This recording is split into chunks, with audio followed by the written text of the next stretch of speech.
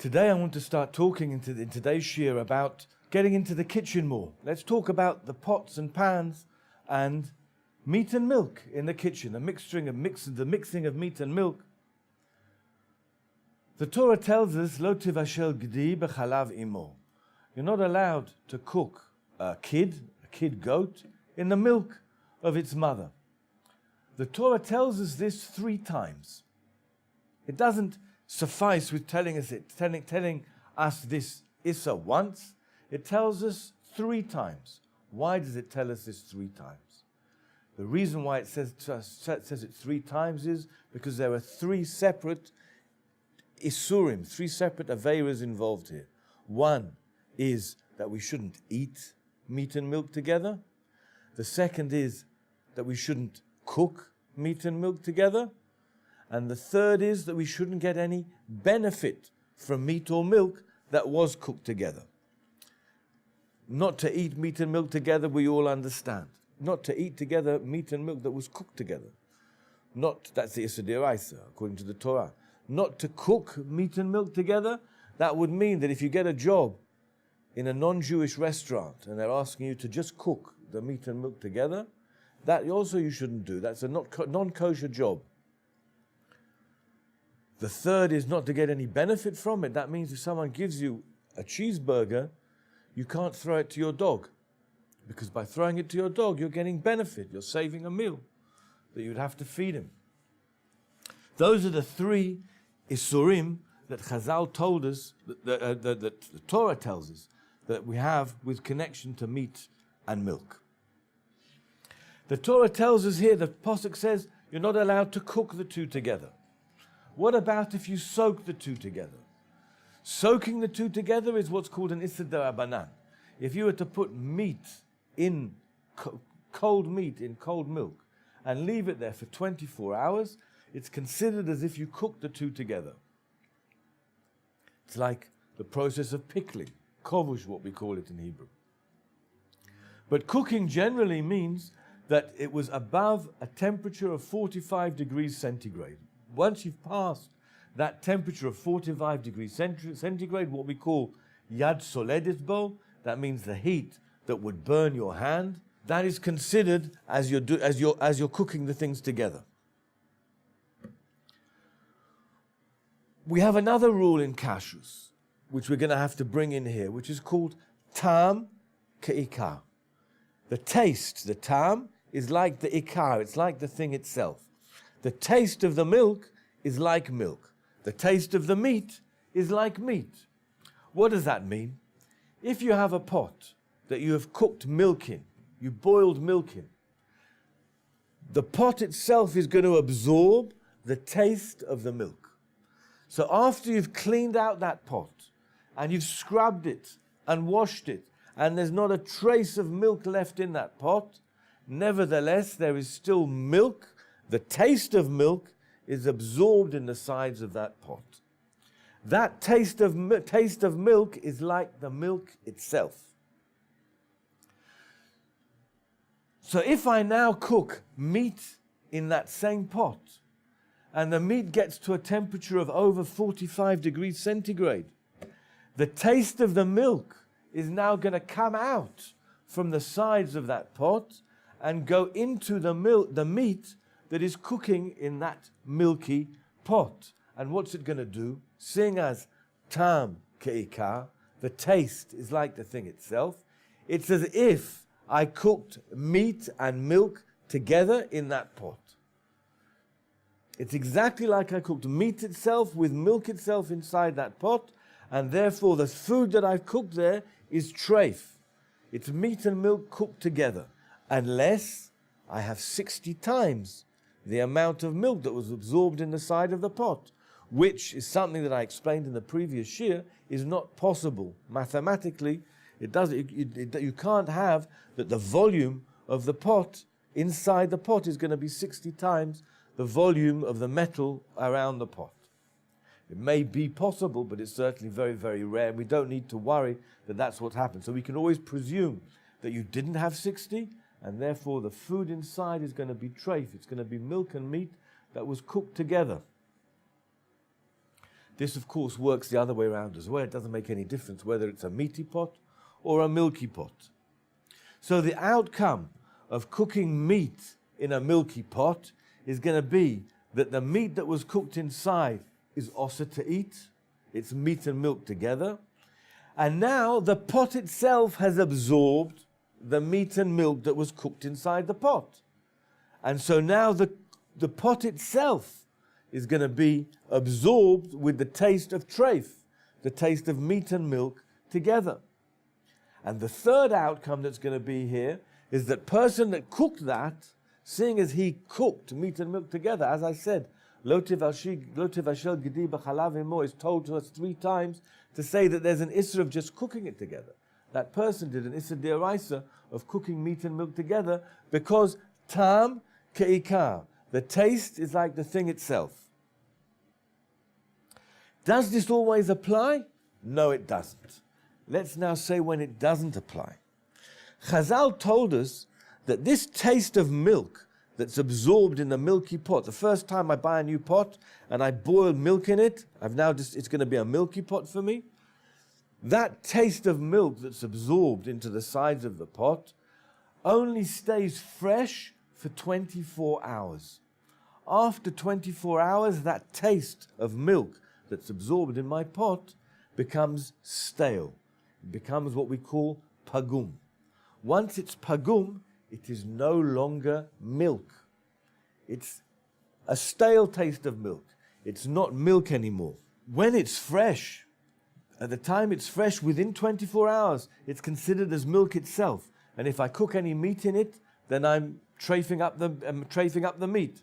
But once the taste has been there for 24 hours, and it's now a stale taste, it's a pogum taste, it's not considered as milk anymore, and it will not osser any meat that was cooked in it.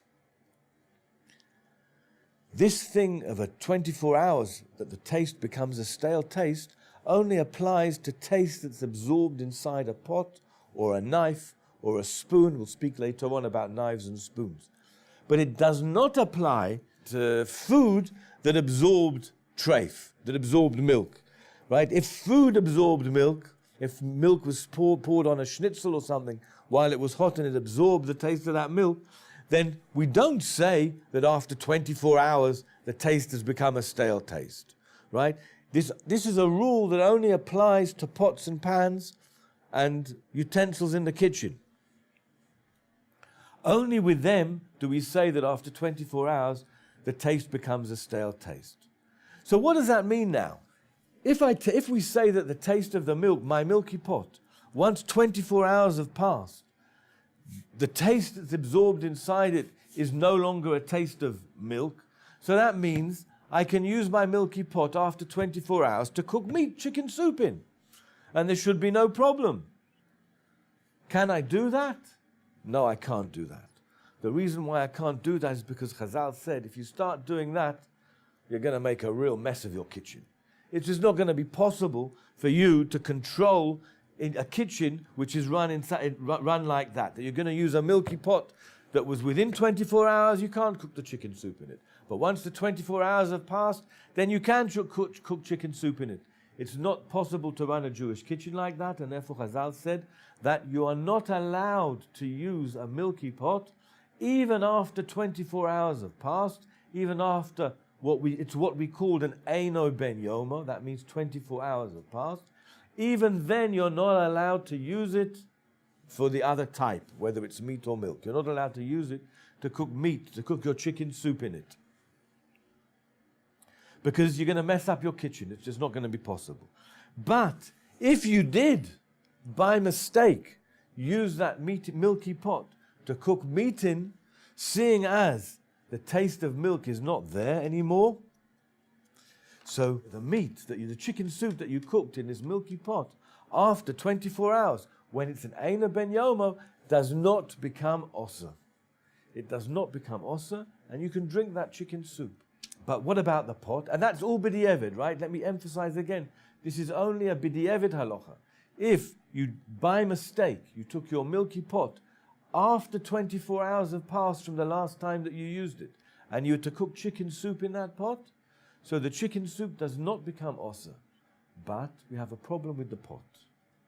What's the problem with the pot? What are we going to do with this pot now? We can't use it for either basar or halav. We can't use it for either meat or for milk. Why can't we use it for milk? Because it's now freshly absorbed the taste of the meat that was cooked in it. So it certainly can't be used for milk. Can it be used for meat? It can't be used for meat because we said that we don't want to start mixing up our kalim, our utensils, because it's going to cause a mess in the kitchen. So we can't use it either for meat or for milk. So what do we have to do with the pot? We have to kosher the pot. The way we kosher the pot is we do hagalah. Hagalah means that we would put it in boiling water. It's a process that maybe we'll talk about in a later shir, exactly how you kosher a pot. This pot needs to be put aside now for koshering. It's interesting that what about if you were to use that pot now? Remember, we're talking about a pot. It was a milky pot that was used after more than 24 hours ago, and you now cooked meat in it by mistake, that we said the meat is kosher, and I said there's nothing you can use the pot for, therefore you have to kosher it. What about cooking parva in it? What if you want to boil potatoes in it and make parv mashed potatoes? Are you allowed to use it for that? So strictly speaking, you would be able to do that. There's a principle here called not bar not, which we have to explain later, that the parv thing that I cooked in a meaty pot does not become meaty. I can't eat it together with milk, but I don't have to wait after I've eaten it 6 hours. So strictly speaking, you would be able to cook parv in this pot now, because what's absorbed in the pot is meat and not treif, because more than 24 hours have passed. But the custom is that we don't do that. We don't use this pot for anything. This pot that was mixed is now put aside, and we do hagalah on it. Just let me finish off this with one rule about the 24-hour period. If you remember, I said within 24 hours, we call this pot a ben yomo. After 24 hours of it last being used, it's an eino ben yomo. Once it's an eino ben yomo, it's now, strictly speaking, not what it is. A milky pot, after 24 hours, is now no longer considered as milky. We don't use it for meat because we're going to get mixed up. But it's not considered as meaty, as milky. After 24 hours, it becomes an eino ben yomo. Right? It becomes an eino ben yomo. And the taste that absorbed has become stale. It's become a tam that's pagum, and it's not going to treif up any meat that I mistakenly cooked inside that pot. But what's going to be actually, how are we going to actually keep count of this? How are we going to keep track of this? Of whether we used pots within 24 hours or didn't use them within 24 hours. So if we know, then we know. Then that's fine. And we go after what we know. Did we use it within 24 hours or did we not use it? But if we don't know, right, in your kitchen you don't know, you haven't kept track of which pot you used when. So in a private kitchen, you can presume that every pot is an eino ben yomo. It was not used within the last 24 hours. But if you're in a hotel or in a restaurant or in any other industrial kitchen, there we presume that everything is a ben yomo if we don't know to the contrary. And this is a question about whether a pot is a ben yomo or an eino ben yomo is a very important question, because whenever you have a question of kashrus with pots in your kitchen and you go to ask the rabbi, what am I supposed to do? The first question he's going to ask you is, was the pot a ben yomo or was it an eino ben yomo? So whether you're the housewife or you're baal habayit, you're always going to need to know when any question arises, right? That's going to be the first question that the rabbi is going to have to ask you when he wants to paskin whether the pot is kosher or not kosher, whether the food is kosher or not kosher. Was the pot a ben yomo or was it an eino ben yomo? Thank you. That's enough for today.